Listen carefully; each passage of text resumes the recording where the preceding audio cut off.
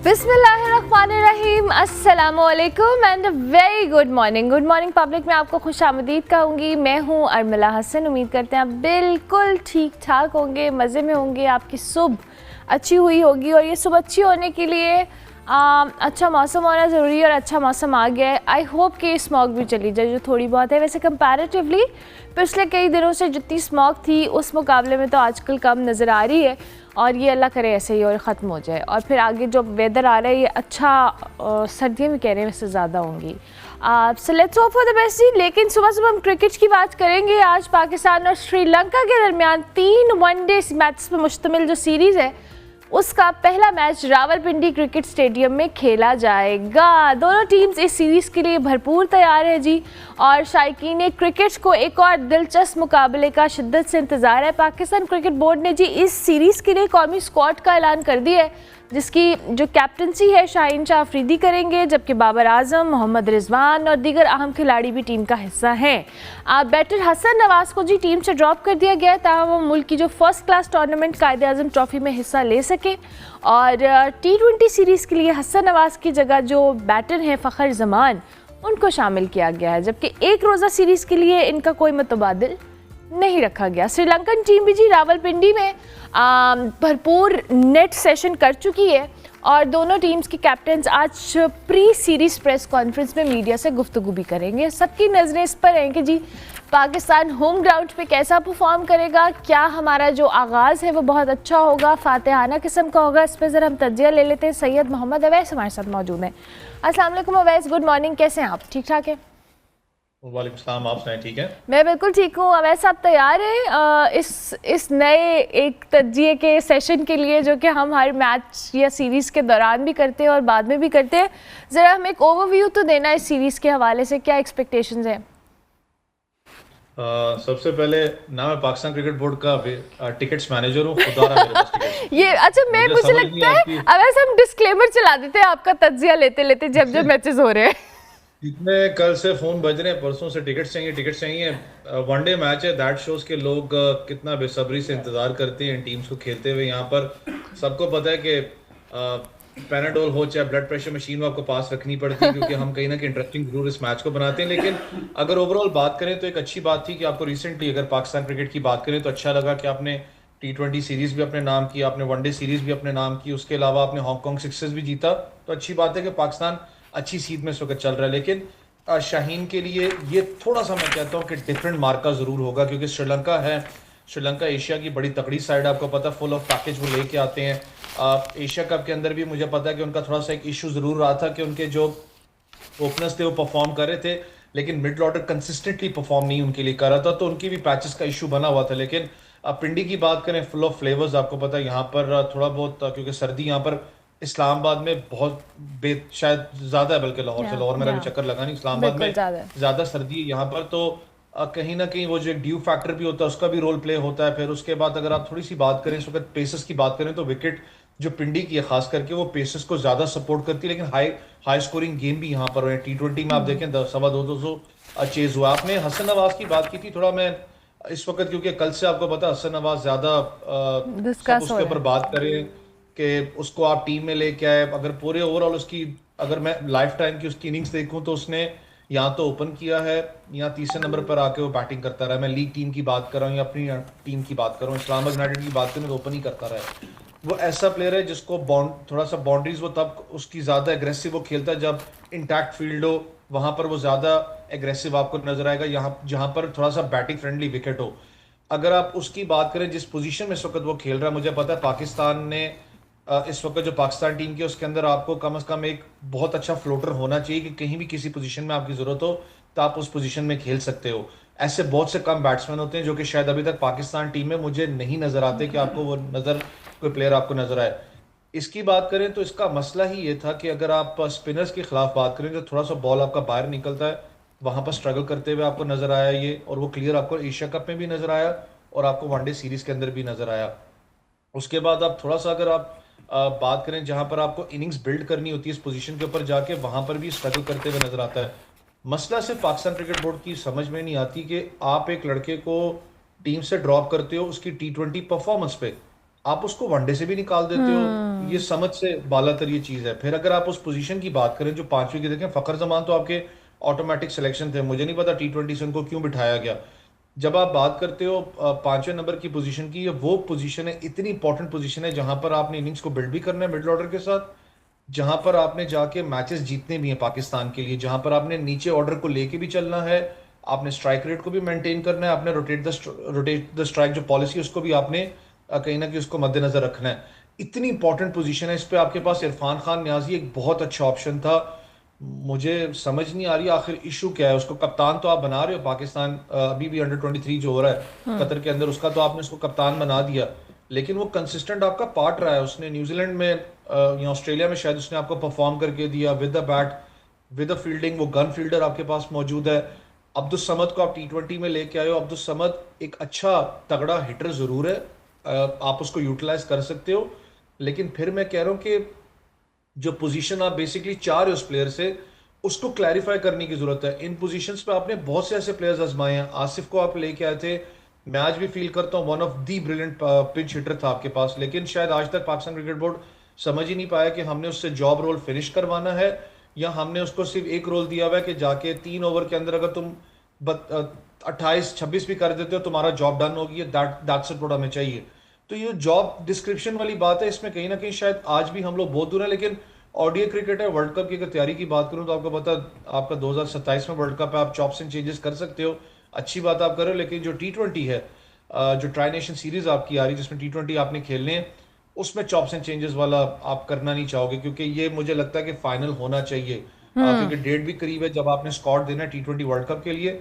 आपको अब जेहन में रखना पड़ना है कि कौन सा प्लेयर होगा T20 में। अगर चॉप्स एंड चेंजेस करेंगे तो सूरत हाल फिर अपना खराब से अच्छा, खराब होगी। चॉप्स एंड चेंजेस तो हम सीरीज से पहले कर रहे हैं ना। अब ऐसे हमने ओडीआई सीरीज में भी ये किया, हमने पहला मैच जो जीता उसमें जो हमारा विनिंग कॉम्बिनेशन था, दूसरे मैच में हमने स्विच कर दिया, फिर वो ये हुआ हमें उसका डिसएडवांटेज कि हम हार गए, और फिर हमने तीसरे मैच में चेंजेस करके वो चीज़ें की। चॉप्स एंड चेंजेस समझ में आते हैं उस वक्त तक जब तक आपकी अगर टीम सेटल्ड है या आपका बैटिंग ऑर्डर सेटल्ड है, आपके बॉलर्स का लाइनअप सेटअप है, तब तो समझ में आ गया कि जी अब ये विनिंग कॉम्बिनेशन इसको लेके चले, हम उसमें भी चेंज करते हैं। प्रॉब्लम ये क्लैरिटी का जिसका आप जिक्र कर रहे थे। आप वसीम जूनियर की शायद आप उसको पॉइंट आउट कर रही होंगी। मैं जी। खुद हैरान था कि एक प्लेयर को आपने इतने अरसे बाहर रखा। हम अपने लोकल लैंग्वेज में कहते हैं ना कि जंग लगा देते हो आप लड़के को बाहर बिठा के, जब उसने खेलना ही नहीं है। देखें, एक अगर आप नॉर्मल प्रैक्टिस की बात करें या मैच सिनेरियो प्रैक्टिस की बात करें, वो एक डिफरेंट होती है as compare to match practice. Match practice जरूरी चाहिए आपको जब आप इतने बड़े लेवल पे खेलते हो। आप उसको खिलाते नहीं हो। पिछले मैच के अंदर आपने उसको खिलाया जब उसको ड्रॉप नहीं ड्रॉप, उसके बाद आपने ड्रॉप किया, उसने आउट भी किए, आपको उसकी बॉल के अंदर लीथल वेपन भी नजर आया जो उसकी पेस बैटरी थी। बैटिंग के अंदर उसने आई गेस 11-12 या 18 की है, मुझे याद नहीं है, उसमें भी नजर आया कि यार हाँ ये अच्छा, वो जो एक आपको चाहिए ना ऑलराउंडर, खास करके उन पोजीशंस के ऊपर, ये अच्छा ऑलराउंडर है आपके पास। मुझे वही तो कहा ना, समझ में नहीं आ रही कि पाकिस्तान क्रिकेट में आखिर चल क्या रहा है। ये जो आपने कहा ना कि कम्युनिकेशन का जो गैप है, ये है हमारे क्रिकेट में। फखर जमान को जिस पोजीशन पे T20 में वर्ल्ड कप अभी आ रहा है ना, जिस पोजीशन पे आप उसको T20 वर्ल्ड कप में खिलाना चाह रहे हो, वो है चौथी पोजीशन, और मैं चाहता हूं उस पे खेले क्योंकि वो काउंटर अटैक अच्छा करता है स्पिनर्स को। आपने T20 में उसको बिठा के कह दिया नहीं जी वो वनडे के ऊपर ज्यादा फोकस करना चाह रहा है, बल्कि आपको पता है कि वनडे वर्ल्ड कप 2027 में है, और T20 जिस पोजीशन पे आपको फखर जमान को खिलाना है, बड़ी क्रूशियल पोजीशन आपके पास, आपने कोई बैकअप प्लेयर तैयार नहीं किया हुआ उसमें। हमारा मसला अगर इस वक्त थोड़ा सा डोमेस्टिक क्रिकेट के अंदर आप आ जाए तो ये इशू बन रहा है ना कि आपके पास बैकअप प्लेयर्स नहीं आ रहे। अगर वो बैकअप प्लेयर्स आ रहे हैं, उनका सबसे बड़ा इशू ये है कि वो उन बेचारों को शायद सिर्फ एक सीरीज दी जाती है या 3 मैचेस के अंदर आप जज करके उनको ऐसे गायब करते हो को नजर ही नहीं आते। जिसमें आपका तैयब ताहिर भी था, मैंने इरफान नियाजी की आपसे बात की, वो आज तक नहीं नजर आ रहा। मुझे नहीं पता आखिर मसला क्या चल रहा है, कि आपने शायद प्रेशर बहुत ज्यादा है तो आप उसको कप्तान वगैरह बना देते हो। जैसन गिलेस्पी जैसा बंदा उस पर स्टेटमेंट दे चुका हुआ है कि he is a matured cricketer ready for anything, कि कोई भी टीम इसको पिक कर सकती है। आप अगर उस चीज को सीरियस नहीं ले रहे अपने बैकअप प्लेयर्स को, तो आपकी इस वक्त बेंच लाइनअप को आप देख लेना, आपकी बेंच लाइनअप इस वक्त स्ट्रगल कर रही है। आपके पास जो प्लेयर्स इस वक्त बेंच पे बैठे हुए हैं, इतनी ज्यादा मुझे खुद परेशानी कभी होती है देखते हुए कि यार आपका बैकअप प्लेयर ही मौजूद नहीं है। बाबर की बात करते हैं कि बाबर को ड्रॉप कर दो, रिजवान को ड्रॉप कर दो। आपने क्या दूसरा बाबर रिजवान बनाया है पाकिस्तान टीम के लिए? आपने नहीं बनाया, क्योंकि आपने काम ही नहीं किया। आपको पता है ये बड़े नाम है, ये चल रहे हैं, देखी जाएगी अगर ये फ्लॉप हो गया। आपने यंगस्टर्स को चांस दिया, आपने एक सीरीज दी, आपने उसके बाद भी उनको ड्रॉप कर दिया। वो कॉन्फिडेंस का जो एक इशू होता है जो उनका शैटर करते हो, वो आगे जाके फिर इंटरनेशनल में सबसे बड़ा मसला करता है। बिल्कुल ठीक है। और वो बात वही है कि फिर जो एक हम एक्सपेरिमेंट करते हैं, अगर प्लेयर उसमें परफॉर्म नहीं करता तो फिर आप उसका करियर भी दाव पे लगाते हैं, अपनी टीम की डिस्टर्बेंस भी क्रिएट होती है समहाउ। हाँ, हम बार बार इस T20 वर्ल्ड कप का जिक्र कर रहे हैं वेस्ट, लेकिन अनफॉर्चुनेटली अभी तक हम खुद भी क्लियर नहीं हैं कि जिस स्क्वाड को हमने लेना है या हमने अब तक जो कॉम्बिनेशन बनाना है और जिसको हम लेकर आगे उस वर्ल्ड कप तक चलेंगे, वो क्या है और वो कौन है। चंद प्लेयर्स के अलावा हम मिक्स एंड मैच करने की पोजीशन में डू यू थिंक कि अभी भी हैं? क्योंकि सर पे खड़ा है, यू आर सो राइट कि हमने डेट अभी स्क्वाड अनाउंस करने की करीब है और हमने स्क्वाड भी अनाउंस करना है, उसके बावजूद हम अभी बहुत कंफ्यूज हैं और हम उसमें जो ध्यान उस तरह से समहाउ नहीं दे पा रहे हैं। देखिए, जिस वक्त आप श्रीलंका की बात करें, सबसे पहले तो मैं खुद भी फील करता हूँ कि अच्छी बात है कि उससे पहले आपकी T20 बहुत ज़्यादा आपकी टीम वो प्रैक्टिस सेशंस में तो रहेगी, लेकिन आपने उन कंडीशंस में जाके खेलना है जहां पर आपने स्पिन को काउंटर अटैक करना है। जो स्ट्राइक रेट वाला लाता है श्रीलंका के अंदर जाके ख़त्म हो जाती है। आपने उन कंडीशंस के हिसाब से खेलना है। और एक अच्छी बात है कि आपको एक वेन्यू मिले में 2 आई गेस स्टेडियम्स के अंदर आपके मैचेस हैं, तो आपको बेहतर पता होगा, लंबी अपना टूर्नामेंट है कि इन विकेट्स के ऊपर परफॉर्मेंस कैसे होती है, कैसे आपने करना है।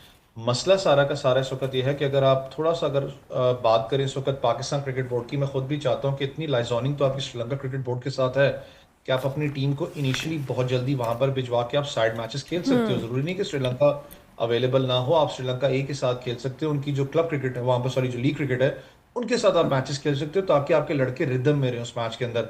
इस वक्त अगर स्क्वाड को उठा के देखो, हुसैन तलत की अगर मैं बात करूं, ओडीआई क्रिकेटर बहुत अच्छे हैं, लेकिन आप कहें कि उनको T20 के अंदर, जैसे एशिया कप में हमने हुसैन तलत को लेके गए थे, T20 के अंदर मुझे जगह उनकी बनती हुई नजर नहीं आती। Same as it is with Hasan Nawaz की बात करें, मैंने जैसे पहले भी कहा कि वो ओपन करता रहा है, वन डाउन खेलता रहा है अपनी टीम के लिए, सारे मामला हैं, लेकिन रियलिटी के ऊपर अगर आप जाएं, जिन पिचेस पे आपने खेलना है वहां पर आपने काउंटर करना है स्पिन को, वहां पर इतना आसान नहीं होने वाला। आपके सामने पाकिस्तान वुमेन्स टीम की सिचुएशन देख लें आप, श्रीलंका के अंदर जो थी सिचुएशन हमारी। तो ये जो चीजें पाकिस्तान क्रिकेट को सॉर्ट आउट करने की जरूरत है। यहाँ पर मसला सारा क्या आ जाता है, अगर आप रियलिटी पे जाएं तो हमारा सारा दारोमदार बात करते हुए, चाहे मैं कोई भी होगा, वो बाबर बाबर बाबर बाबर करेगा। एक बंदा आपको टूर्नामेंट नहीं जितवा सकता, वो शायद 2 मैच जितवा देगा, 3 जितवा देगा। कलेक्टिव टीम एफर्ट होता है। हमारा इशू ये रहा है कि हम लोग फिर जो बात करते हैं ना बाबर आजम की, कि हमारा इर्द गिर्द उसमें घूम रही है सारी बैटिंग ऑर्डर, बल्कि दूसरे जो लड़के हैं वो क्या कर रहे हैं, उनका जॉब रोल कुछ भी नहीं है। मुझे अभी तक उनका समझ ही नहीं, डिफाइन नहीं होता। विकेट कीपर बैट्समैन की आप बात करें, अभी तक हम समझ ही नहीं पा रहे कि हमने उस्मान को साथ लेके जाना है। हमने फरहान की अगर बात करूं, फरहान विकेट कीपिंग अगर करता है, उसको कितनी ज्यादा विकेट कीपिंग करवाएगी। He is not a genuine wicket keeper, वो एक बैट्समैन है। उसके बाद आपके पास पीछे बैकअप पे कौन मौजूद है, रिजवान है। अब रिजवान के साथ मुझे नहीं पता आपकी टसल है क्या है, कि आपने उसको टीम में रखना है नहीं रखना। हसीबुल्लाह की भी बात आ रही होती है, हारिस अच्छा जाके अब डोमेस्टिक में परफॉर्म करने पड़े हैं। ये इतनी चीजें हैं कि पाकिस्तान क्रिकेट बोर्ड को बैठ के इसको सुलझानी पड़ेंगी, क्योंकि विकेट कीपर एक इंपॉर्टेंट पोजीशन है। वो हमेशा टॉप ऑर्डर के ऊपर बैटिंग करते हैं। हमारा अभी भी विकेट कीपर का समझ नहीं आ रहा कि उसको इतना शफल कर देते हैं। सबसे पहले तो कप्तान की अगर थोड़ी सी सॉरी बात कर दूं, विकेट कीपर वाले मामले पे, आपका कप्तान आके T20 के अंदर डिफेंड करता है आपके 2 प्लेयर्स को, हारिस को करता है, हसन नवाज को करता है, कि अपनी सैक्रिफाइस कर रहे हैं जगह, इनकी जगह ये बनती नहीं है, इनको हम अप्रिशिएट करते हैं, सैक्रिफाइस करते हैं। सैक्रिफाइस ये होती है कि आप लड़कों को ड्रॉप ही कर दो स्क्वाड के अंदर से, आपको फिर बैकअप करना पड़ता है लड़कों को। ये बहुत सी चीजें पाकिस्तान क्रिकेट बोर्ड को काम करने की जरूरत है, लेकिन मसला वही आ जाता है, हमारे जितने जो बड़े नाम है, विद ड्यू रिस्पेक्ट ऑब्वियसली हम खुद भी बैठते हैं उनके साथ, मसला ये है कि बस वो सीट पे खेलते हैं। उनको ये पता होना चाहिए कि पाकिस्तान नेशनल टीम के साथ हम लग जाएं, चाहे मीडिया मैनेजर लग जाऊं, चाहे मैनेजर लग जाऊं, चाहे कोच लग जाऊं, क्योंकि इसमें मेरी ज्यादा वो वावा होगी एज कम्पेयर टू अंडर 19 के अंदर, क्योंकि अंडर 19 सॉरी, लेकिन ये वावा से ज्यादा आई बिलीव क्रिटिसिज्म भी ये लोग उतना ही फेस करते हैं, क्योंकि जो डिसीजंस अभी तक होते आ रहे हैं, अनफॉर्चुनेटली हमारे जितने भी पुराने या लेजेंड्स ने नेशनल टीम को ज्वाइन किया है, कोई भी उस तरीके से उन डिसीजंस को समहाउ एम्पावर या ओन नहीं कर पाया जो लिए गए, और उस पर मोस्टली क्रिटिसिज्म ही हुआ है बहुत सारे प्लेयर्स का। देखिए अर्मिला, जब आप बात करती है ना क्रिकेटर को बनाना, हम लोग सारे एग्जाम्पल देखें, जो अच्छी चीज़ है वो बतानी पड़ेगी। अगर आप सेटअप्स की बात करते हैं, प्रोफेशनल सेटअप्स की बात करें, ऑस्ट्रेलिया की बात कर लें, आप साउथ अफ्रीका की यहाँ तक की बात करें। साउथ अफ्रीका को नंबर वन जो खेल है वो क्रिकेट तो नहीं है, रग्बी है उनका। मैं एक दफ़ा इन्हीं साउथ अफ्रीकन कोच के पास था, मैंने उनसे पूछा कि आपके लड़के अंडर 19 से ही बड़ा स्ट्रॉन्ग बिल्ड आते हैं, शोल्डर्स उनके बिल्ड स्ट्रॉन्ग होते हैं, रीज़न क्या है? उन्होंने कहा हम यूथ को खास करके रग्बी ज़रूर खिलाते हैं ताकि अपनी फिटनेस पे वो काम कर सकें। क्रिकेट के अंदर पाकिस्तान में ऑब्वियसली क्रिकेट इस वक्त लीड स्पोर्ट्स है, सब उसको फॉलो ज़्यादा करते हैं। अगर थोड़ा सा पड़ोसी मुल्क पे आ जाए, इंडिया पे, वहाँ पर अंडर 19 की मैं बात करता हूँ, स्ट्रक्चर जो बनाया गया था, अंडर 19 का कोच था राहुल द्रविड़। राहुल द्रविड़ कभी भी नेशनल टीम के प्लान्स में नहीं था। जिस वक्त उसको अंडर 19 का कोच लगाया गया, अंडर 19 वर्ल्ड कप भी जीता। अंडर 19 से अंडर 23 के अंदर जो इंडिया ए है, इंडिया के अंदर लड़के स्टार्ट हुए, प्रोड्यूस होना जाने स्टार्ट हुए। वो मजबूर हो गए इस चीज़ के ऊपर कि यार ये लड़के प्रोड्यूस करके दे रहा है, तगड़े जो खेल रहे हैं, परफॉर्म कर रहे हैं, get him into the India team. आपके सामने उसने वर्ल्ड चैंपियन बनाया इंडिया टीम को। और यही चीज़ एक बड़े प्लेयर की होती है, चैंपियन बना के, कोच की भी चैंपियन बना के, कोई कंट्रोवर्सी नहीं, कोई कुछ नहीं, खुद ही वो साइडलाइन हो गया, वहां से ऑन द टॉप जाके रिटायर हुआ ताकि कल को लोग उसको याद कर सकें। हमारा मसला ये है, मुझे पता है अंडर 19 में काम करते हुए सबसे बड़ा इशू फाइनेंशियल्स का आ जाता है। फिर जो बड़ा प्लेयर है वो कहता है, ऑब्वियसली वो कहता है मेरा एक नाम है, मेरी इंटेग्रिटी है, मेरा उसमें होल्ड हो। इन चीजों को टेबल टॉक से आपको हल करना पड़ता है। यूनुस खान को आप अंडर 19 में लेके आए थे, बड़ा नाम था आपके साथ, नहीं आगे चल सके, उन्होंने कहा भाईजान इसका तो आवे का आवा ही बिगड़ा हुआ है, यहाँ पर कुछ भी नहीं हो सकता, ठीक, क्योंकि ये मसला है अंडर 19 में। अंडर 19 क्रिकेट के अंदर आपको पता ही नहीं होता कि कौन सा कोच है। आप जा रहे हो तो एयरपोर्ट रात 1:30 बजे कॉल आ जाती है, माजरत मैं एक बात कर रहा हूँ, आपको 1:30 बजे कॉल आ जाती है, आप हमारे प्लान्स में नहीं है, वो आपको हम नहीं साथ लेके जा रहे। ये चीज़ें होती हैं, आपको इन चीज़ों को किल करना है। आप अगर चाहते हैं कि कंसिस्टेंट परफॉर्मेंस रहे, कोचेस को प्लीज़ कंसिस्टेंट करें। डोमेस्टिक की बात करते हैं, डोमेस्टिक में ऐसे कोचेस लगे हुए हैं पाकिस्तान जो डोमेस्टिक के अंदर, जिनको लिटरली कोचिंग का कोई एक्सपीरियंस नहीं है। ज़रूरी नहीं है कि एक प्लेयर अच्छा हो तो वो कोच भी अच्छा होगा। कोचिंग एक बिल्कुल डिफरेंट सेटअप है, उसको डिस्टर्ब करने की जरूरत नहीं होती। हमारा मसला ये सारा है, इसलिए कहा ना कि ठीक है आप अच्छी बात कर तो रहे हैं, ऊपर जाके आप पाकिस्तान क्रिकेट के लिए फाइट भी कर रहे हैं, सारी चीजें हैं, लेकिन आपको इन जो बेसिक, आपका जो बेसिक चीज है उसके ऊपर भी तो बात करें ना। हम कोई करते ही नहीं उसके ऊपर। आज भी मुझे बताएं, अंडर 19 की अगर बात करूं, जहां से लड़के सारे प्रोडक्ट निकलता है, सारे उधर की है ना, शाहीन वगैरह की बात करें, अंडर 19 की बात करूं तो कितनी पाकिस्तान ने अभी सीरीज जोन सी ऑनलाइन की हुई है, आपको कुछ पता नहीं है। पाकिस्तान ने आई गेस शायद अंडर 19 जो आखिरी टूर किया वो शायद पिछले साल किया होगा, अभी तक तो मैंने कुछ सुना नहीं, कुछ साल अभी कोई आपका टूर आया हो। सो या आई गेट इट, ठीक है। अब जाहिर है हम एक्सपेक्टेशंस यही रखते हैं समहाउ कि ये जो सॉर्ट आउट होने हैं इंटरनल मैटर्स और ग्रास रूट लेवल से जिन इश्यूज़ को हम ट्रिकल डाउन होते हुए देख रहे हैं जनरेशंस में, और अब अजीबो गरीब सूरत हाल बन रही है, समहाउ डैमेज करें क्रिकेट को। Thank you very much Syed Mohammad Awais, बहुत शुक्रिया आपका, आप इस हवाले से अपना तज्जिया दे रहे थे। जी हम ब्रेक लेते हैं, ब्रेक के बाद वापस आते हैं।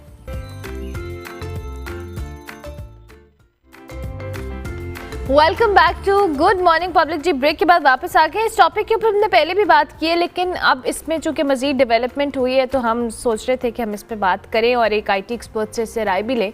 इंटरनेट जो सर्च इंजन है जी गूगल, उसने बिलाखिर पाकिस्तान में बतौर कंपनी रजिस्ट्रेशन करवा ली है, जो कि इब्तदाई तौर पर सिंगापुर से ऑपरेट करेगी। वफाकी वज़ीर बराए IT अमीनुल हक साहब ने कहा है कि गूगल के बाद दीगर जो बड़ी कंपनीज़ हैं, जिसमें टिकटॉक भी शामिल है, मेटा भी शामिल है, पाकिस्तान में अपने दफातर कायम करने जा रही है। ये पेशरफ बज़ाहिर तो एक मस्बत कदम है, मगर इसके साथ साथ कई अहम क्वेश्चंस भी इस हवाले से रेज हो रहे हैं कि क्या इन कंपनीज़ को पाकिस्तान में आज़ादी के साथ काम करने का मौका मिलेगा, क्या इन पर जो सेंसरशिप है या डेटा फिल्टरिंग, इसका दबाव बढ़ सकता है। अब चूंकि गूगल पाकिस्तान में रजिस्टर्ड हो गया है तो उस पर मकामी कवानीन भी लागू होंगे, और इसका मतलब ये है कि हुकूमत पाकिस्तान कंपनी से जो सेंसिटिव मवाद है हटाने या फिल्टर करने की भी दरख्वास्त कर सकती है। और जहाँ ये एक तरफ डेटा सिक्योरिटी और समहाउ कानूनी नज़्म के लिए बड़ा खुश आइंद है, वहीं दूसरी तरफ इजहार राय की आज़ादी के लिए भी एक नया चैलेंज समहाउ बहुत सारे लोग इस पर बात करें। आज हमने इस पर ज़रा ओपिनियन लेना है कि कैसे डिजिटल पाकिस्तान का ख्वाब हो और आज़ादी इजहार राय हो और रेगुलेशन के दरमियान एक जो बैलेंस है उसको रखा जा सकता है। अक्सर तारिक हमारे साथ मौजूद हैं, IT एक्सपर्ट हैं, उनको खुश आमदीद कहते हैं।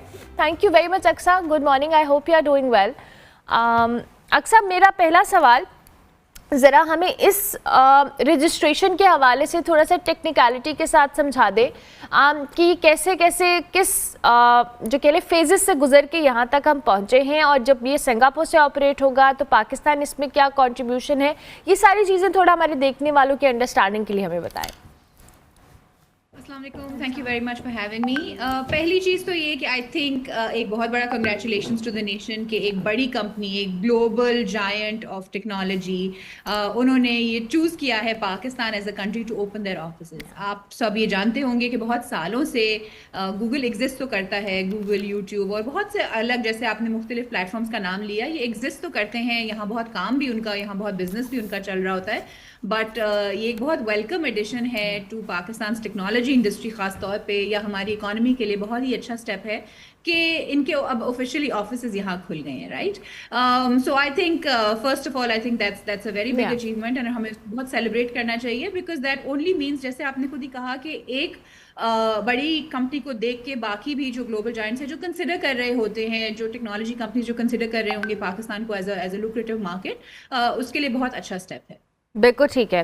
अब फर्दर हम ज़रा इस चीज़ पे बात करें कि अब ये रजिस्ट्रेशन हुई है, हम बहुत खुश हैं, we really excited and looking forward, because हमने हमेशा से एक गैप फील किया है कि पाकिस्तान की मार्केट में इतनी बड़ी तादाद में जहाँ यूज़र्स हैं एंड समहाउ ये जॉब अपॉर्चुनिटीज़ भी क्रिएट होती हैं, बहुत सारे लोग आते हैं, काम करते हैं, यू नो, इंटरनेशनली जाके उनको बड़ा होता है कि जी हमने फ़लाने गूगल में काम करना है, मेटा में काम करना है, बट दिस इज़ समथिंग जो कि एक बड़ी खुश आइन चीज़ है।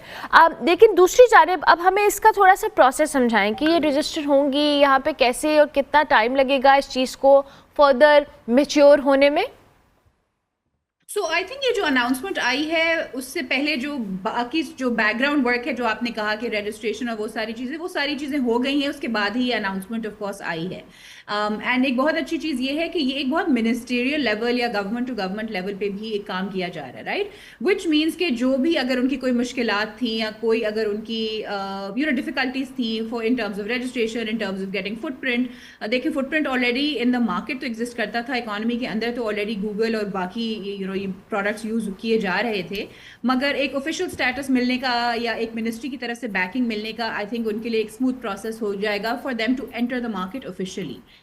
एंड दूसरी जो आपने चीज़ कही कि how will this impact I think the economy और इवन जो डेटा या सेंसरशिप, आई थिंक सेंसरशिप को हम लोग हमेशा बहुत एक नेगेटिव टर्म में लेते हैं, but the good thing is कि पाकिस्तान ने इन द लास्ट 2-3 ईयर्स बहुत सारी अच्छी पॉलिसीज़ निकाली हैं, whether it is our data policy, whether it is our cloud policy, whether it is our cyber security policy, these are very important policies जो एक framework को डिफाइन कर देती हैं। किसी भी कंट्री में जब कंपनीज लाइक गूगल, मेटा, कोई भी ये एग्जिस्ट करती हैं, वो वहाँ के लॉज उन पे अप्लाई करते हैं, एंड पाकिस्तान में भी, बिकॉज अब वो एक फ्रेमवर्क बन चुका है, तो बहुत अच्छी चीज़ है कि दे ऑल्सो नो कि अच्छा अगर हम इस टाइम पे इस इकोनॉमी के अंदर एंटर कर रहे हैं, दिस इज़ द फ्रेमवर्क जिसके अंदर रह के हमें काम करना है, which is actually safeguarding our information security, it is and they are also bound to comply with those, which is actually एक बहुत अच्छी एक चीज़ है कि उनको भी पता है, उनको ये जानते हुए कि ये वाली यहाँ पे पॉलिसीज एग्जिस्ट करती हैं, लॉज एग्जिस्ट करते हैं, उन्होंने फिर भी चूज किया to work in Pakistan and to expand their work in Pakistan. दूसरी चीज़ ऑफ कोर्स आपने कहा कि वर्कफोर्स के लिए ये बहुत अच्छी चीज़ है। अभी तक हमने ये तो देखा था कि बहुत सारे पाकिस्तानीज दुनिया भर में गूगल, मेटा, अमेज़ॉन वगैरह में बड़ी टेक्नोलॉजी कंपनीज में बहुत अच्छा काम तो कर रहे हैं, बट अच्छी एक आई थिंक एक पाकिस्तान के सॉफ्ट इमेज के लिए ये भी बहुत अच्छा होता है कि जब भी हमारे पास ये as international delegations, as international resources who come in and work in Pakistan, जो आके पाकिस्तान की टेक्नोलॉजी इंडस्ट्री को देखते हैं, पाकिस्तान की इकोनॉमी को देखते हैं, पाकिस्तान के ये लॉज को देखते हैं या फ्रेमवर्क्स को देखते हैं, सो वो एक बहुत ही हेल्दी चीज़ होती है फॉर द इकोनॉमी, बिकॉज एक एक्सचेंज हो जाता है, राइट। एंड टेक एक्सचेंज, अब आपको पता है हम एक डिजिटल वर्ल्ड में रहते हैं, तो वो टेक एक्सचेंज से बेहतर तो कोई चीज़ है ही नहीं आज के लिए, exposure for us and exposure for other people कि पाकिस्तान है क्या। बिल्कुल ठीक है। अच्छा, अक्सर हमें थोड़ा सा ये बताएं कि जाहिर है जैसे आपने कहा कि जिस रीजन के अंदर इस तरह की कंपनीज आती हैं, अपना वर्क एक्सपैंड करती हैं, वहाँ के जो रूल्स एंड रेगुलेशंस हैं वो उन पर इम्प्लीमेंट होते हैं, एंड आई एम ग्लैड कि पाकिस्तान के अंदर जो भी सारी चीज़ें आप अभी एक्सप्लेन कर रही हैं, बट ये जो डेटा फिल्टर, हमारी सिक्योरिटी तो एक तरफ है, लेकिन वो जो हम कहते हैं ना आज़ादी इज़हार राय का एक जो राइट होता है, समहाउ बहुत सारे लोग इस पर क्वेश्चंस कर भी रहे थे, और कल मैं डिजिटल या सोशल मीडिया मीडिया के ऊपर भी देख रही थी कि लोगों का ये कंसर्न था कि जी अच्छा जी रूल्स एंड रेगुलेशंस तो आएंगी लेकिन क्या हमारे इसमें तो कोई चैलेंज नहीं आएगा। इसकी भी थोड़ी सी आप हमें क्लैरिटी दें कि जो समहाउ ये होता है कि जो चीज़ें इंफॉर्मेशन गवर्नमेंट रिक्वेस्ट कर सकती है जी कि ये सेंसिटिविटी है, ये मामला है, हम इसको हटाना चाहते हैं, फिल्टर करना चाहते हैं, जिस पे बहुत सारे लोग कंसर्न्स रहते हैं। देखिए जनरली एक चीज को हमें समझने की जरूरत है कि जो भी टेक्नोलॉजी प्लेटफॉर्म्स होते हैं ना वो बहुत डेमोक्रेटिक होते हैं। टेक्नोलॉजी ये डिफरेंशिएट नहीं करता कि ये कोड लड़की ने लिखा है या लड़के ने लिखा है या ये कोड इसने लिखा है। सो आजकल की जो हम दुनिया में रह रहे हैं ना वो एक एल्गोरिदम ड्रिवन दुनिया है कि जो हमने चीज एक दफा देख ली कि अच्छा अगर हमने ये एक डाइट प्लान या देख लिया या हमने कोई भी आपने कोई फैशन की चीज कोई भी चीज आपने देख ली उसके बाद आपको पता है कि आपकी भी इंफॉर्मेशन फीड वैसी की वैसे ही आती रहती है। एक चीज आपने गूगल सर्च कर ली तो उसके बाद आपको उसी तरह की रिलेटेड इंफॉर्मेशन आती है, राइट। ये करने से या इन प्लेटफॉर्म्स का लोकलाइज होने से हमें जो फायदा है वो डेटा एजेंसी का है। और डेटा एजेंसी का मतलब ये है कि in this modern algorithm driven world उसमें ये एबिलिटी जो है ना ये इंडिविजुअल्स, ऑर्गेनाइजेशंस और गवर्नमेंट्स के पास आ जाती है जिससे वो उस डेटा का बेहतर फायदा उठा सकते हैं। अब बेहतर फायदा इस तरह के फॉर एग्जाम्पल वो एक शिफ्ट होता है कि लोग ये होगा कि वो एक्टिव पार्टिसिपेंट्स बन जाएंगे उस डिजिटल इकोसिस्टम का। So it is not just about privacy और प्रोटेक्शन बट ऑल्सो इसमें बहुत बड़ा एक चांस है हमारी पार्टिसिपेशन का, हमारी अकाउंटेबिलिटी का एंड ऑल्सो हमारी एम्पावरमेंट का। बिकॉज हम एक इमर्जिंग डेटा इकोनॉमी है, पाकिस्तान में बहुत तेजी से काम हो रहा है डिजिटल पाकिस्तान की तरफ। एंड इस चीज को ये एक आई थिंक जो हमारी कैपेसिटी है तो जो डेटा एजेंसी जो है ना वो रिस्टोर करती है उस बैलेंस को बिटवीन पीपल, क्वेश्चन, कंट्रोल के how the data is used, ensuring technology. So I think ये जो गाइडलाइंस हैं हमें इससे बिल्कुल भी डरना नहीं चाहिए। आई थिंक हमें अगर हम इसको एम्ब्रेस करेंगे तो एक्चुअली हमारे लिए फ़ायदा है because that data use and algorithm. So algorithm से हट के एक्चुअली मैं अपना डेटा दूं कि अच्छा this is what I want to see more of and उससे मुझे ही एंड में फ़ायदा होगा as a user. Yeah, I agree with that somehow. और मुझे सबसे ज़्यादा खुशी इस बात की है सारे प्रोग्रेस में अक्सा कि वर्क रिलेटेड या अपॉर्चुनिटीज़ जो हैं ये बड़ा एक इम्पॉर्टेंट फैक्टर है। बिकॉज मैंने देखा है कि इंटरनेशनली बहुत सारी ऐसी कंपनीज़ के अंदर ज़्यादातर इंडियंस हैं, वो काम कर रहे हैं। पाकिस्तान के लोगों की अगर उनकी पार्टिसिपेशन है भी तो उसकी रेशो उनके मुकाबले में खासी कम है। सो पाकिस्तान के अंदर ये जो चीज़ है अगर ये आ रही है तो इससे जो जॉब अपॉर्चुनिटीज़ है समा आई बिलीव कि ये एक बहुत बहुत अच्छी चीज़ है। Do you agree with that? Absolutely. And अभी तक बहुत सारा ये जो नेटवर्क चल रहा था ना जो गूगल के एम्प्लॉयज थे या जैसे मैंने कहा कि पाकिस्तानी गूगल में इंटरनेशनली तो बहुत सारे कर रहे हैं, राइट। बट अब यहाँ पे ऑफिस होने का मतलब है कि localise staff which means a lot of opportunities if they are investing in your country, in your space, in your economy, that is always a very very good sign. तो ये इकोनॉमी के लिए multiple levels पे बहुत अच्छी चीज है कि एक तो आपने देखा होगा कि उन्होंने जो प्रोडक्शन का वो लगाया है that they will be producing the Chromebooks in Pakistan, right. That is very welcome addition because अभी तक हमारे इंपोर्ट्स के चैलेंजेस होते हैं, डॉलर पैरिटी होती है, ये सारी चीजें इकोनॉमी के लिए थोड़ी सी मुश्किलात पैदा करती हैं। बट अगर वही चीज पाकिस्तान में प्रोड्यूस हो रही है, आपने देखा होगा जब से मोबाइल फोन्स पाकिस्तान में प्रोड्यूस हो रहे हैं कितनी ज्यादा पेनिट्रेशन इंक्रीज हो गई है। इसी तरह अब हमारे पास अगर क्रोम बुक्स प्रोड्यूस हो रहे हैं तो that is always going to be very very welcome step. And दूसरी तरफ जैसे आपने कहा कि जॉब्स के लिए बहुत अच्छा है कि दूसरी टेक्नोलॉजी कंपनीज की जब ये देखेंगी कि गूगल ने इतने पैसे लगाए हैं पाकिस्तान की इकोनॉमी के अंदर, इतनी पार्टनरशिप स्ट्रॉन्ग की है with the government, its private issues also going to be very well received internationally.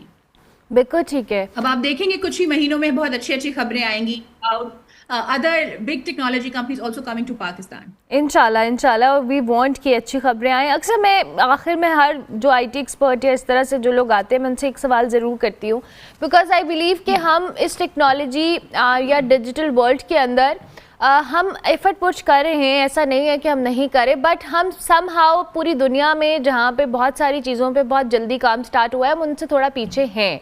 और इस बात से कोई डिनाई नहीं कर सकता बिकॉज अभी हम जो गूगल क्रोम और दीगर चीज़ों की भी बात करें बट ये जो डायरेक्शन का तयन है कि are we in the right direction, because बहुत सारी चीज़ें, बहुत सारे ऐसे स्टेप्स हैं जो कि हमें बहुत पहले ले लेने चाहिए थे, दुनिया उसमें बहुत ज़्यादा एक्सेल कर गई है, हम अभी somehow late to the party, but still we are trying to make it there, right?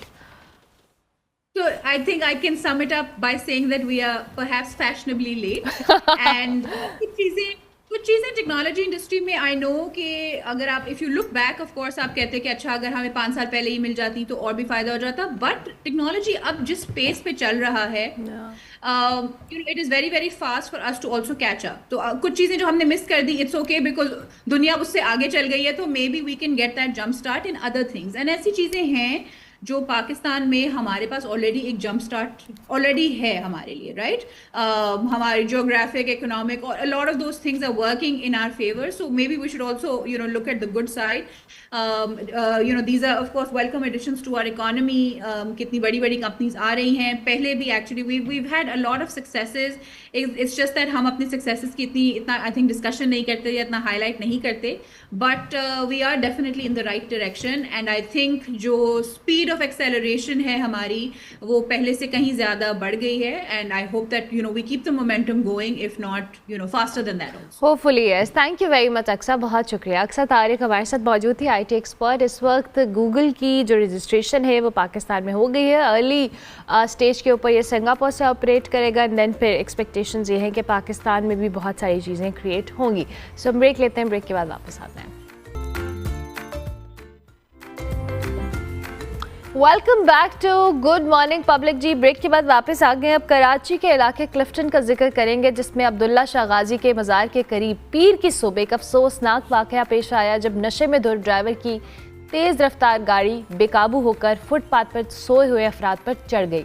हादसे में 2 अफराद जाँ बहक हुए, 4 शदीद ज़ख्मी हुए, जिसमें खुद ड्राइवर और इसका साथी भी शामिल है. पुलिस ने ज़ख्मी ड्राइवर को हिरासत में लेकर हादसे की तहकीकात शुरू कर दी है और दावा किया है कि गाड़ी का ड्राइवर नशे में था. ये वाक़या एक ऐसे वक्त में पेश आया जब कराची पुलिस ने हाल ही में ई चलान सिस्टम मुतारिफ करवाया है, जिसका मकसद यही है कि ट्रैफिक कवानीन की खिलाफ वर्जी पर फौरी जुर्माने और निगरानी को बेहतर बनाया जाए. ताहम इस वाक़े ने समहाउ इस बात को भी या इस सवाल को भी जन्म दिया कि अगर जदीद टेक्नोलॉजी के बावजूद सड़कों पर नशे में या बेकाबू ड्राइवर दंदनाते हों तो इन पर चेक एंड बैलेंस कौन रखेगा. दूसरी तरफ ये वाक़या शहर के एक और संजीदा मसले की भी अक्कासी करता है कि कराची भर में जो बेघर अफराद हैं उनके लिए कोई महफूज सोने की जगह मौजूद नहीं है. बहुत से शहरी अपनी ज़िंदगियां दाव पर लगा के सड़कों पर, फुटपाथ पर सोने पर मजबूर हैं, जिससे वो ऐसे हादसात के शदीद ख़तरे में रहते हैं.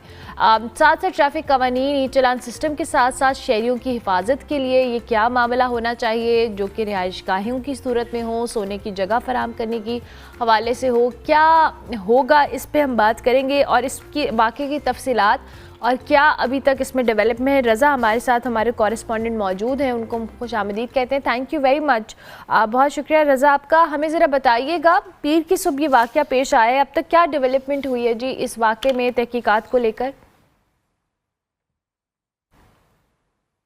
गुज़िश्ता रोज़ सुबह तकरीबन 6:30 बजे के करीब ये वाक़या पेश आया है.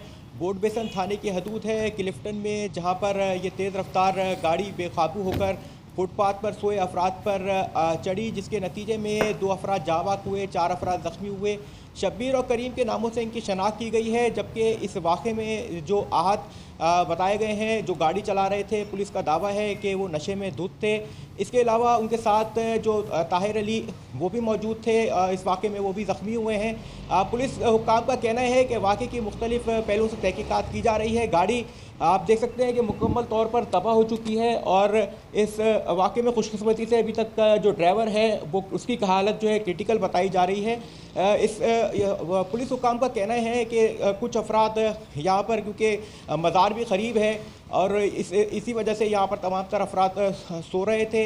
दूर दराज इलाकों से ये तमाम तर अफराद आते हैं और यहाँ पर जैसे ये गाड़ी पहुँची है उससे बेकाबू होकर उन पर चढ़ दौड़ी और इस वाक़े में ये 2 अफराद जहाँ बहक हुए हैं. ई चलान भी किए जा रहे हैं, उसके बावजूद तेज़ रफ्तारी के बायस ये हादसा मामूल बनते जा रहे हैं. जी अच्छा रज़ा, ये जो आपने भी बात बताई है कि अब्दुल्ला शाह गाजी के मज़ार के करीब ये वाक़या पेश आया है और इस इलाके में, और ये कोई इतना उस तरह का इलाका भी नहीं है, ये एक पॉश इलाका है जहाँ पे ये मज़ार भी है और उसके इर्द गिर्द भी बहुत सारी कम्युनिटीज़ रहती हैं।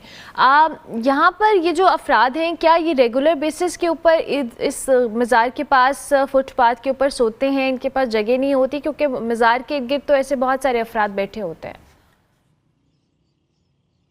जी, ये रोज़ाना की बुनियाद पर यहाँ पर सोते हैं क्योंकि मुख्तलिफ़ इलाकों से, अंदरूनी सिंध से ये लोग तमाम तर अफराद यहाँ पर आते हैं और यहाँ पर कोई इस तरह की जगहें मौजूद नहीं होती जिसकी वजह से ये मजबूरन फुटपाथ पर सोते हैं। बहुत से अफराद ऐसे हैं जो नशे अफराद होते हैं ज़्यादातर, जो इनके पास रिहाइश नहीं होती, कहीं जब कोई ठिकाने नहीं होते, वो भी यहाँ पर सोते हैं। और यही वजह है कि ये जो अफराद थे यहाँ पर सो रहे थे और इनको ये मालूम नहीं था कि उनके साथ ये इस तरह का हादसा रोनुमा हो जाएगा। इस वाक़े में जो एक शकील नामी शख्स जो ज़ख्मी हुआ है, उसने तमाम तर वाक़या भी पुलिस को बताया और उसका यही कहना था कि ये यहाँ पर सो रहे थे, अचानक ये गाड़ी आई है और एक मोटरसाइकिल भी थी जो मुकम्मल तौर पर तबाह हो गई है और इन दोनों अफराद की शनाख्त भी उसी शख्स की जानिब से बताई गई थी। जी बिल्कुल ठीक है। अब पुलिस कार्रवाई के हवाले से मोहम्मद रज़ा क्या कर रही है? पुलिस ने दोनों को हिरासत में ले लिया है। जो आहत गाछी है, जो गाड़ी चला रहा था, और जो बताया जा रहा है ताहिर अली जो इस वाक़े में ज़ख्मी है, उनको हिरासत में लिया गया है। वाक़े का मुकदमा सरकार की मुद्दत में दर्ज किया गया है और पुलिस का हुकाम का कहना है कि जो दोनों अफराद जाँ बाग हुए हैं उनकी लाशों को सर्दखाने मुंतकिल किया गया है और अब तक जो किसी बुरसा ने उससे अब रब्ता नहीं किया है और हर मुमकिन कोशिश की जा रही है जो उनके अहल खाना है, जो बुरसा हैं, उनकी तलाश की जाए। जी बिल्कुल ठीक है। थैंक यू वेरी मच रज़ा, बहुत शुक्रिया आपके वक्त का। मोहम्मद रज़ा हमारे साथ मौजूद थे, हमारे कराची से कॉरेस्पॉन्डेंट। जी, कराची का इलाका क्लिफ्टन है जो कि एक पॉश इलाका है जहाँ पर अब्दुल्ला शाह गाजी के मज़ार के करीब एक फुटपाथ के ऊपर सोए हुए अफराद पे एक शख्स जो कि नशे में धुत था उसने गाड़ी चढ़ा दी। और ये वाक़या इससे पहले भी कराची में आई बिलीव के बैक इन 2018 या 19 पेश आए थे और इस तरह के वाक़यात ऑन एंड ऑफ होते रहते हैं। बट इसमें जहाँ पर वही बात है कि एक तरफ तो ट्रैफिक पुलिस कवानीन की खिलाफ वर्जी के हवाले से इक़दाम कर रही है, दूसरी जानिब इस तरह के अफराद जो दंदनाते फिर रहे हैं रोड्स के ऊपर, इनके खिलाफ कार्रवाई होना और इन लोगों की सेफ्टी को यकीन उसको मेक श्योर करना जो कि इन फुटपाथ के ऊपर सोते हैं या जाहिर है वो दूर दराज इलाकों से आ रहे हैं, मज़ार पे आ रहे हैं, कहीं भी आ रहे हैं। ये भी एक बहुत बड़ी प्रॉब्लम है जिसको एड्रेस करना बड़ा ज़रूरी है। हम ब्रेक लेते हैं, ब्रेक के बाद वापस आते हैं। Welcome back to good morning public. जी, ब्रेक के बाद वापस आ गए। अब जो आर्टिस्ट हमारे पास मौजूद हैं, ही इज़ वेरी टैलेंटेड। इनके आर्ट पीसेस हमारे सेट पे हैं, आप देख सकते हैं। बेसिकली इनकी आर्ट फॉर्म के हवाले से तो ये ख़ुद बेहतर तौर पे बता सकते हैं, बट स्टिल मेरे पास एक जो ब्रीफ सा इंट्रोडक्शन है मैं ज़रूर तारीफ़ करवाना चाहूँगी। हुसैन जमील हमारे साथ मौजूद हैं। इन्होंने मिनिएचर जो पेंटिंग है उसमें तालीम हासिल की थी NCA से, उसके बाद इन्होंने BNU से मास्टर्स किया, लेकिन इनकी जो क्रिएटिविटी है या स्किल है वो आपको बहुत जो कह ली यूनिक भी है। समहाउ मटेरियल्स का इस्तेमाल आपको नज़र आ रहा है इसमें, और जो आज हम इनके हवाले से बात भी करेंगे। दुबई से जी, इन्होंने दुबई में जो कई मारूफ आर्ट इंस्टॉलेशंस हैं वो इन्होंने तख्लीक की हैं। इसके साथ साथ इनके जो फ़न पारे हैं इंटरनेशनल एग्जीबिशंस में इन्होंने एग्जिबिट किए हैं। उसके साथ साथ इन्हें एंग्रो आर्ट प्राइज़ और लिबास मैगज़ीन के आर्टिस्ट ऑफ द ईयर का जो एजाज़ है वो भी मिला है। इसके साथ साथ दीगर मैगज़ीन जिसमें पीपल मैगज़ीन है, FHM है, इन सारे मैगज़ीन्स में फीचर हो चुके हैं। और साथ साथ दुबई में जिन इंस्टॉलेशंस का मैंने जिक्र किया है, जिनको इन्होंने क्रिएट किया है, उसके हवाले से भी बात करेंगे। हुसैन जमील, अस्सलाम वालेकुम। वालेकुम सलाम। कैसे हैं आप? खैरियत से? बिल्कुल ठीक ठाक। थैंक यू सो मच, बहुत शुक्रिया कि आप तशरीफ़ लाए और अपने आर्ट पीसेस के साथ तशरीफ़ लाए। ये बड़ी एक इंटरेस्टिंग और डिफरेंट चीज़ है हमारे लिए। हम चाहेंगे थोड़ा सा हमें अपनी आर्ट के हवाले से बताएं। बेसिकली आर्ट एक एक्सप्रेशन का नाम है और जब आप एक्सप्रेस करते हैं, जिस तरह हर कोई अपनी अपनी फील्ड में एक्सप्रेशन देता है, तो उसी तरह आर्टिस्ट उनके एक्सप्रेशन उनके काम में नज़र आती है आपको। और इसी तरह मेरा ख़ुद भी जो है बैकग्राउंड मिनिएचर पेंटिंग से है। वहाँ से जब मैं शिफ्ट किया मास्टर्स के अंदर अपना काम को स्कल्पचरल फॉर्म में, तो वो यही था कि मैं इसको एक्सप्लोर करूँ, मटीरियल्स को डिफरेंट तरीके से एक्सप्लोर करूँ और डिफरेंट मीडियम्स के अंदर फिर मैंने एक स्पेसिफिक मीडियम को चूज़ किया जिसमें स्टील है, इस स्टील के अंदर मैंने बड़े डिफरेंट एक्सप्रेशंस अपने एग्जिबिट करने की, मतलब लाइक उसके एक्सप्रेशंस देने की कोशिश की है, जिसमें अगर आप देखें ये जो कुछ पीसेस यहाँ पे अवेलेबल हैं, ये बेसिकली नेचर से इंस्पायर्ड है। नेचर से इंस्पायर्ड जी, है। नेचर से इंस्पायर्ड है। और इसी को जो है वो फिर इसके अंदर जो अगर आप रिफ्लेक्शन भी देख सकते हैं, ताकि आप डिस्कशन है कि आप और नेचर का क्या कन्वर्सेशन है, कनेक्शन क्या है, कॉन्वर्सेशन क्या है, नेचर के साथ आपके क्या कनेक्शन है। वो वाला पीस है वो बेसिकली से मर्करी डिस्पर्स से इंस्पायर्ड है। ओके। और उसमें आप वाटर रिफ्लेक्शन भी दे सकते हैं। वाटर जिस तरह लाइक आप डेफोडिल्स अगर आपने पढ़ी हो, उसकी पोएम थी विलियम्स वुडवर्थ की, उसमें उसने बेसिकली एक्सप्रेस किया था कि लाइक जो नार्सिसिज्म है और जिसमें उसके बारे में भी कुछ उसने एक्सप्रेस किया था। तो मैं उसी चीज़ को इंस्पायर्ड होकर मैंने कहा कि let's explore this medium of reflection, जिसमें हम लोग अपना बेसिकली पर्सोना बिल्ड कर रहे होते हैं, लाइक काम के साथ साथ लाइक पर्सनैलिटी हमारे चेंज होती है। लाइक अगर पेरेंट्स के सामने डिफरेंट हैं और अपने टीचर के सामने डिफरेंट है, सोसाइटी के सामने एक डिफरेंट चेहरा लेकर आते हैं, तो वो बेसिकली मिरर्स के थ्रू मैंने दिखाना शुरू किया कि लाइक अपने आप चेहरा खुद देखें, नेचर आपको रिफ्लेक्ट वही आपको बेसिकली वापस भेजती है। बिल्कुल, दैट्स वेरी इंटरेस्टिंग। अच्छा हुसैन, मेटल का काम, ये जैसे आपने कहा स्टील का आप करें, ये जो हमारे पास 2 पीसेस पड़े हैं, इसमें आपने कुरान को इनग्रेव किया है स्टील या मेटल के ऊपर। सो ये भी एक बहुत डिफरेंट, और चूँकि आपका बैकग्राउंड मिनिएचर से है तो ये हार्डली हम देख पा रहे हैं, बट आपने ये सारा कुछ इनग्रेव किया है। Takes a lot of patience, time and everything. So why metal and engraving Quran on it? Basically ये रिफ्लेक्शन है। जिस तरह आप कुरान जिस तरह आप खोलते हो तो उसमें आप डायरेक्ट एक लाइव किताब है वो, और उसको जब आप पढ़ते हो तो उसके अंदर आपका एक रिफ्लेक्शन है कि आप और अल्लाह ताला के डायलॉग है। तो मैंने वही सोचा था कि इस आइडिया को मैं कैसे रिप्रेजेंट करूं, तो मैंने एक रिफ्लेक्टेड सरफेस को लिया और मैंने स्टार्ट किया लाइक फ्रॉम बिस्मिल्लाह और इस तरह की छोटी छोटी सूरतें आयतें लिखना शुरू की। तो मुझे एक हुआ कि लेट्स स्टार्ट मेकिंग मोर। फिर वो करते करते मैंने पूरा कुरान जो है वो अभी इस फॉर्म में लेकर आ गया हूँ। इट्स लाइक पूरा ये 24th जो पारा है वो इस पे इनग्रेव हुआ। 24th पारा इस पे, 25th इस पे है। और फिर लाइक 1st, 2nd, 3rd ये पूरे का पूरा कुरान सीरीज है आपके पास? पूरी सीरीज है। लाइक 30 पारास हैं तो 30 ड्राइंग्स हैं बेसिकली। 30 ड्राइंग्स है आपके पास, वेरी इंटरेस्टिंग। अच्छा हुसैन, मुझे ये बताएं, मोस्टली आप जो ये काम है it's very tricky and you know, ये कुरान को हम तो कैलीग्राफी और इन चीज़ों पे देखते हैं, इनग्रेव करना जी, ये कितना चैलेंजिंग था? ये बेसिकली चैलेंज तो लाइक शुरू से आ रहे थे, लाइक इन माय लाइफ। मतलब अब जब आप चेंज करते हो अपने फाइन आर्ट्स बैकग्राउंड के साथ आते हो तो there are lot of challenges. आपको आइडिया होगा कि एक आर्टिस्ट की सोसाइटी के अंदर एक डिफरेंट तरह से चैलेंजेस आ रहे होते हैं। तो कुरान से वैसे भी शुरू से लगा हुआ है और मेरी कोशिश यही होती है कि मैं डेली पढूं उसको, डेली उसे समझूं और डेली, मतलब जब मैंने ये कुरान डिस्प्ले किया था म्यूज़ियम में तो लोग इसके साथ सेल्फीज लेने लग गए थे। तो मेरा वो रीज़न नहीं था कि यार, मेरा रीज़न था कि ये let's if somebody sees it, वो एक आध कोई आयत लेके चला जाए, लाइक इट्स लाइक एक सदका जारिया, एक समझे आप इस चीज़ को। तो उसको तो फिर जब वो डायलॉग करने लगे तो मैं भी सोच रहा था कि let's make it in Urdu, like यहाँ के लोगों के लिए उर्दू का होना चाहिए, फ्रांस के लिए फ्रेंच में होना चाहिए, लाइक जितने भी इंटरनेशनल प्लेटफॉर्म्स हैं उनके लिए। तो इसको मैं अभी कोशिश कर रहा हूँ कि ये म्यूज़ियम में चला जाए सऊदी में। और एक कन्वर्सेशन चल भी रही है सऊदी के साथ, तो वेरी नियर इंशाल्लाह ये आपको it's a masterpiece. I believe कि ये बहुत ज़बरदस्त है और मुझे लिटरली देखकर हो रहा है कि आपने कितनी खूबसूरती और बारीकी के साथ इसको इनग्रेव किया है मेटल के ऊपर। अच्छा हुसैन, अभी आपने एक बात की कि लोग जब आते हैं एक आर्टिस्ट के काम को देखते हैं, यू नेवर नो कौन किस तरीके से उसको परसीव कर रहा है। अभी आपने कहा कि आप चाहते थे कि आयत को लेके जाए, but people started taking selfies with it. आपका काम ये, जैसे आपने अभी इन पीसेस के हवाले से भी बताया कि आपने इंस्पिरेशन मुख्तलिफ जगहों से ली है, with time what do you think people are you know more art friendly, aware हुए हैं? जो एक आर्टिस्ट अपना मैसेज अपने आर्ट पीस के थ्रू कन्वे करना चाहता है, क्या लोग उसे डाइजेस्ट करते हैं, परसीव करते हैं या नहीं? इम्प्रूवमेंट आई है नहीं या नहीं? बिल्कुल नहीं है।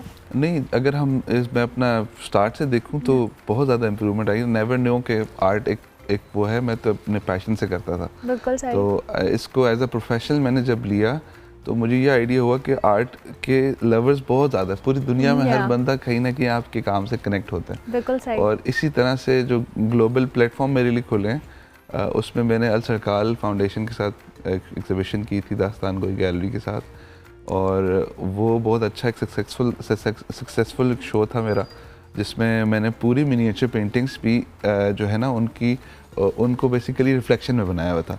तो और वो एक एक्सपीरियंशियल शो था जिसमें आप कैंडल्स लेके जाते हो और आप अपने काम को हर काम को देख रहे हो। तो वो मैंने इंटरनेशनल ऑडियंस को दिखाया इस तरह से। तो वो बेसिकली था कि आप हर चीज़ को, फोटोग्राफी वाले जो हम बात कर रहे थे कि हर चीज़ को आप फोटोग्राफी ना करो, आप एक्सपीरियंस भी करो। एक्सपीरियंस करो, that's very important and I so agree with that कि ये एक डिफरेंट चीज़ है कि आप कैंडल लेके जा रहे हैं and you are looking at the art piece. बिल्कुल, आप अपनी हिस्ट्री को देख रहे हो, आप अपने और आइडियाज़ देख रहे हो, काफ़ी डिफरेंट उसमें, मतलब लाइक पूरा बादशाह नामा आई एंग्रेव्ड ऑन दिस मेटल। और फिर वो पूरा बादशाह नामा मतलब उसको भी हमने सोचा था कि कैसे एग्जिबिट करें कि जिसमें वो रिफ्लेक्शन भी रहे और आप अपने आप को भी देख रहे हो, आप और हिस्ट्री और प्रेजेंट टाइम तीनों एक साथ। मतलब आप एक उसका इमेज देख सकते हो। बेसिकली कुरान के साथ भी इस तरह से आप करीब जाओगे तो आप अपना फेस देखते हो उसके अंदर। वाओ। तो वो आपका अपना ही रिफ्लेक्शन आपको नज़र आता है और उसमें आप कुछ रीड कर लो, कोई एक लफ्ज़ ले लो, तो वो जो है वो एक वेरी इंटरेस्टिंग। अच्छा सर, मुझे ये बताएं कि इस्माइल गुलजी ने बहुत माजी के अंदर काम किया है मेटल के ऊपर भी, आपने क्या उनकी काम से भी इंस्पिरेशन ली, आपने उनका काम भी ऑब्जर्व किया जैसे आपने भी पहले अपनी इंस्पिरेशंस के हवाले से जिक्र किया? जी, वो असल में मीडियम हमारा तकरीबन कहीं ना कहीं सेम होता है। हर आर्टिस्ट का एक तरह कैनवस होता है, जिस तरह कैनवस में तो 100 आर्टिस्ट हैं, पर आप देखें मिलियंस आर्टिस्ट दुनिया में, सारे आर्टिस्ट कैनवस में काम करें। फिर इसी तरह मेटल में अगर हम जब करेंगे तो हम कहीं ना कहीं उनके साथ उस चेन में आ जाते हैं। तो अब जो वो गुलजी थे उनका तो ब्रास, कॉपर और उस चीज़ में था। मेरा मेन रीज़न था कि सेल्फ रिफ्लेक्शन और सेल्फ अवेयरनेस के ऊपर था।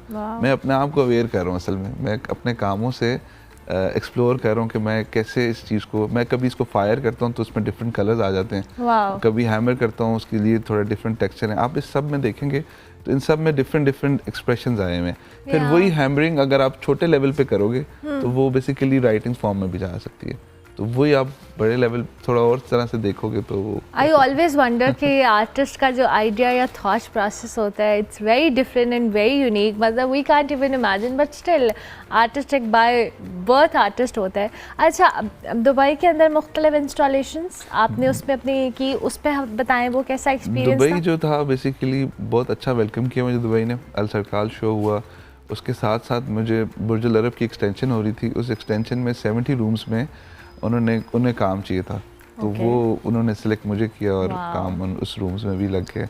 फिर वन ज़ाबील एक होटल है, एक बहुत दुनिया के सबसे बड़ा कॉन्टिलेवर बना हुआ है उस होटल के अंदर, उसकी मेन लॉबी में मेरे कोई बड़े बड़े 5 पीसेस हैं।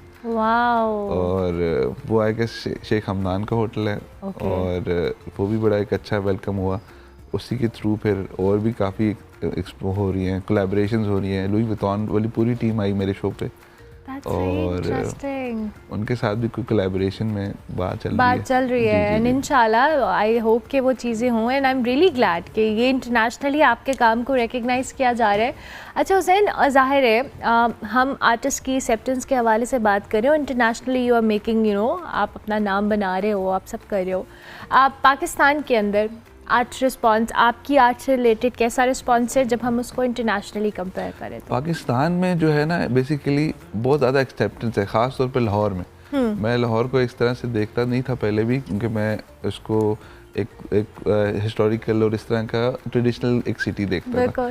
तो लाहौर के अंदर भी इतने मॉडर्न ख्यालात हैं वाले लोग हैं जो कि एक्सेप्ट कर रहे हैं, और उनके लिए एक बड़ी एक यूनिक चीज़ है। और इसको वो मतलब बहुत ज़्यादा, मतलब लाहौर से मुझे बहुत ज़्यादा एक लगाव भी हुआ है कि और वेलकमिंग रहा है लाहौर वेलकमिंग रहा है मेरे लिए। मैं तो 2009 में आया था और 13 में मैं ग्रेजुएट करके फिर मैं इधर ही सेटल हूँ।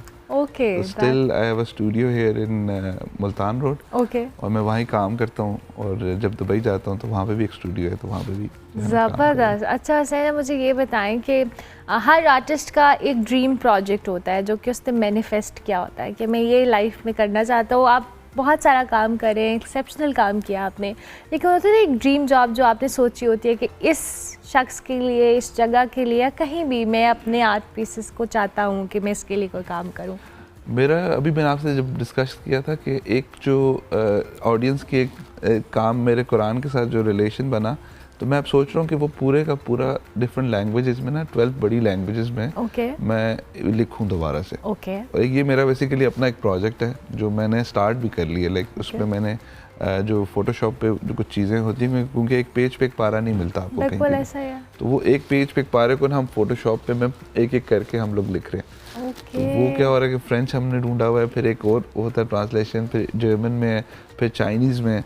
तो क्या होगा कि ये एक बहुत बड़ा ब्रिज बन जाएगा सारों का आपस में। बिल्कुल मे बी हम गिफ्ट करें, लाइक उस तरह की भी एक चीज़ हो सकती है। और लेट्स सी कि इसको हम किस तरह, ये मेरा एक प्रोजेक्ट है जो बेसिकली जो आपने मैनिफेस्ट किया हुआ है, you know you are working on it कि आप ये करना चाहते हैं। That's interesting. इंटरनेशनल आर्टिस्ट में जिस तरह से अभी हम जिक्र कर रहे थे, कोई ऐसा आर्टिस्ट जिसका काम आपको बहुत पसंद हो जो कि इसी तरह के मीडियम्स पे काम करे? बेशक अनीश कपूर है, और आपने उसका इवन काम भी देखा होगा, इवन डर्टी कॉर्नर उसका एक बड़ा अच्छा काम था। अनीश कपूर भी बेसिकली मेंटल में बहुत ज़्यादा रिफ्लेक्शंस में काम कर रहे हैं। आप उसके मिरर के पास जाते हो तो आप उल्टे हो जाते हो, इतने अच्छे उसने एक्सप्लोर किया हुआ है मिरर को। और वो अक्सर म्यूजियम्स में, अक्सर इन जगहों पे है। अब वो शिकागो बीम आपने देखा होगा, बहुत बड़ा एक पीस है, तो वो भी अनीश कपूर का ही काम है। और वो उसने आई गेस बड़े 90s में आई गेस किया था वो काम।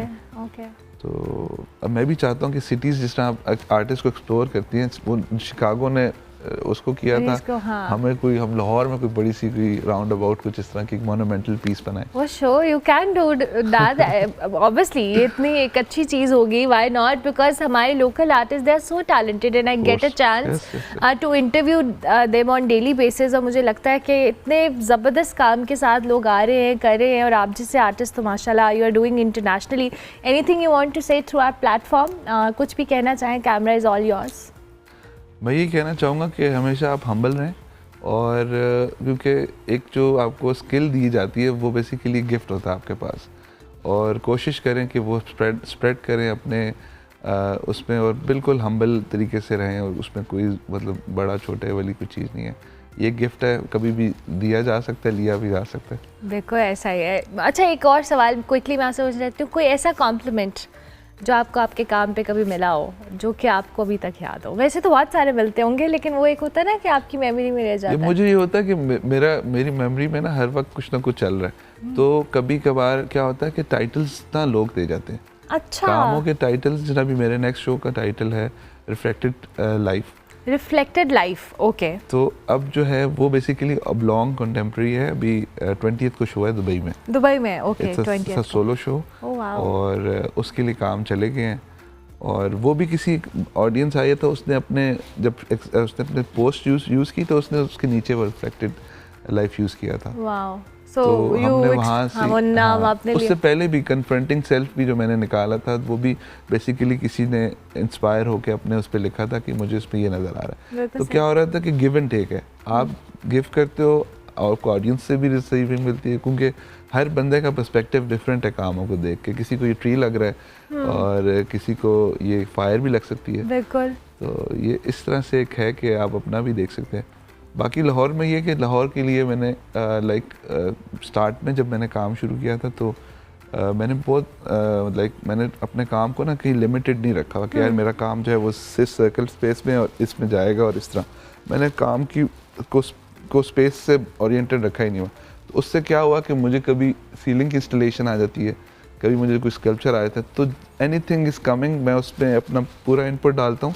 और अगर आपने डैंडन देखा हो, रीनास देखा हो, बिल्कुल देखा है, तो ये मेरे इनिशियल प्रोजेक्ट्स थे। अच्छा, they were your projects? Oh wow, Dandan, I love their interior. Yeah, I love that. Their installation is mine actually. Oh, that's interesting. That's very interesting. And बहुत अच्छे लोग हैं, अमार और बुतूल, they know what they are doing. Yeah, They are very found for the art and things.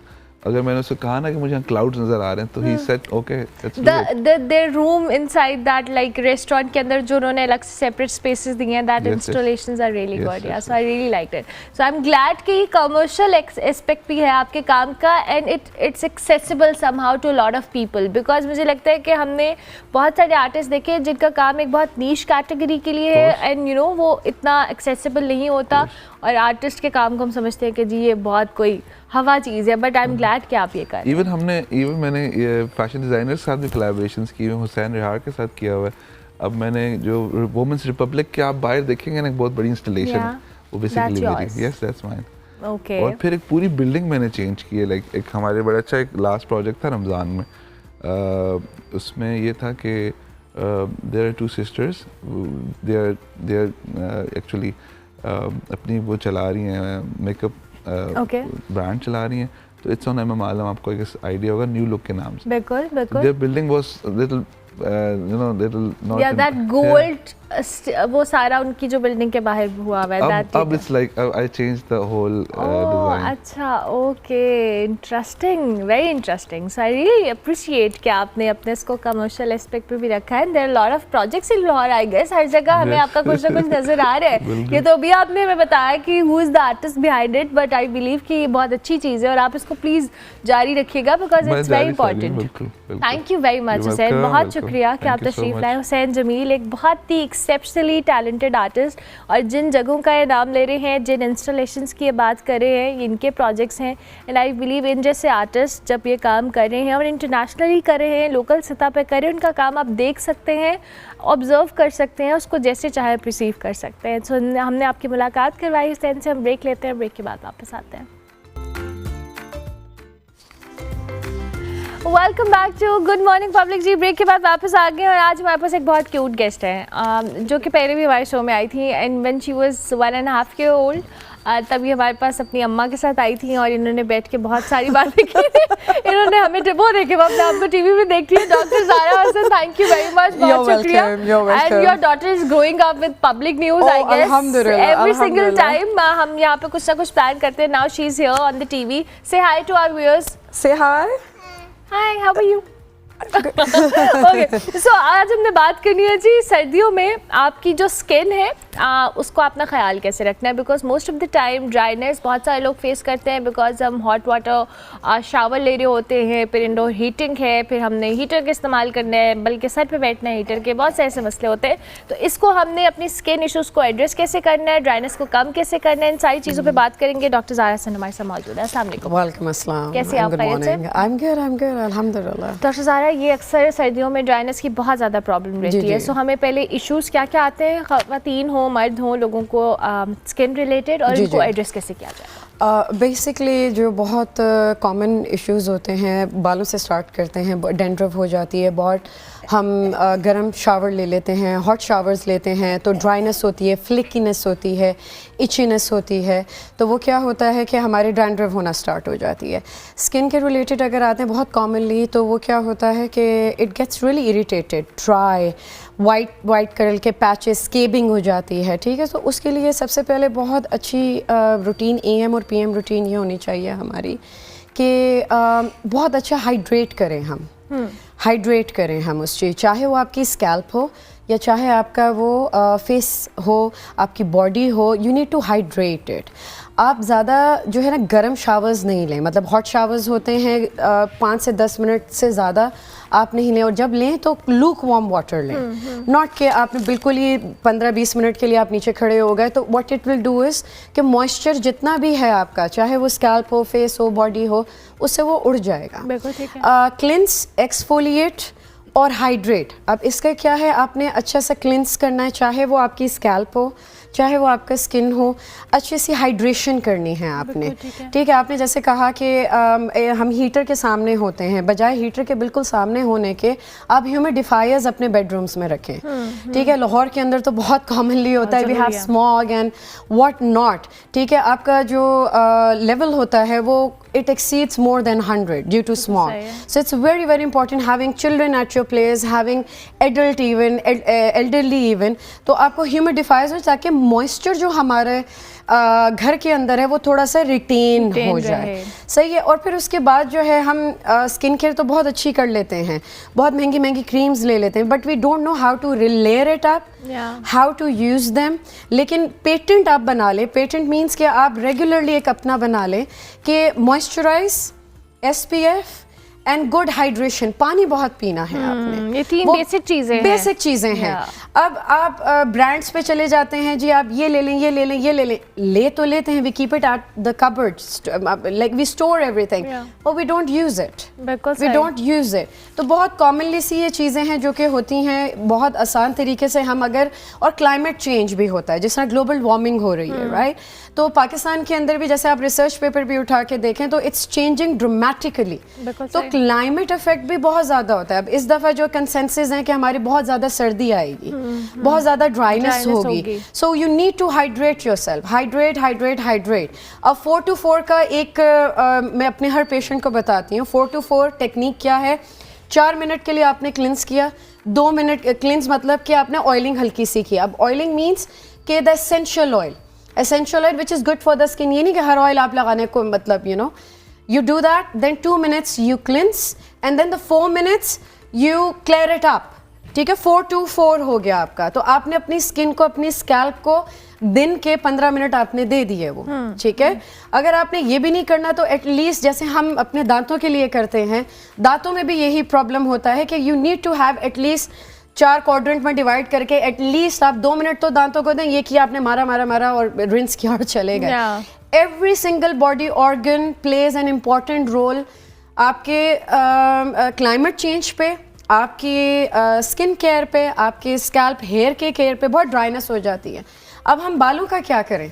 बालों का भी hydration होती है, they are particular sprays as well.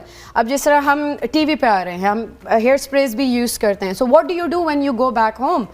You take a shower, ठीक है, और उसके ऊपर जब आप एंड में जो है, जब आपने हॉट शावर ले लिया, ठंडा है, बहुत ज़्यादा ठंडा है, आपने उसके बाद कोल्ड हल्का सा पानी आपने डाल लिया ताकि वो जितना भी आपका मॉइस्चर है वो लॉक इन हो जाए, ठीक है। In the morning when you get up, cold water से आपने कर लिया, ठीक है। फिर उसके बाद आपने एक मॉइस्चराइजर 5 मिनट के लिए लगाया। When it ड्राइज it up, put a good SPF, drink a lot of water and use those moisturizer which has hyaluronic acids. Okay. What is an hyaluronic acid? जिस तरह स्पंज होता है, हम उसके अंदर लाइक पानी डालते रहते हैं, डालते रहते हैं, वो एब्जॉर्ब करता है। Hyaluronic is just like that, it gives you hydration, collagen की प्रोडक्शन को करता है। अल्लाह ताला ने हमारे नेचुरली स्किन के अंदर भी कोलेजन रखा है, लेकिन उसको मेंटेन हम कैसे करें? So this is all the steps which you need to go about it. Simple patent rule बना लें, hydrate, moisturize, exfoliate, SPF and a good hydration with water and nothing else. You are sorted because winters के अंदर mostly ये लोगों को problem होता है कि जो भी डॉक्टर्स आ रहे हैं, ये कहा कि पैची स्किन हो जाती है और फिर हम उसको सन ब्लॉक नहीं लगाते। हम कहते हैं गर्मियों में ही सन ब्लॉक का इस्तेमाल करते हैं, सर्दियों में नहीं करते। Sunblock is sunscreen, there is a hell lot of a difference between them. UVA UVB से वो बचाता है, और स्केबिंग जो स्पॉट्स बन जाते हैं, वाइट स्पॉट्स बन जाते हैं, विटामिन D की डेफिशिएंसी हो जाती है। So you need to cover up everything. आप कोई भी चीज़ यूज़ करने से पहले उसका प्लीज़ बराए मेहरबानी पैच टेस्ट कर लें, like at the back of the neck आप लगा के देखें। अब हर कोई अपना स्किन केयर निकाल रहा है, एवरीबॉडी इज टेकिंग आउट, ये हमारा मॉइस्चराइजर, ये हमारा ये।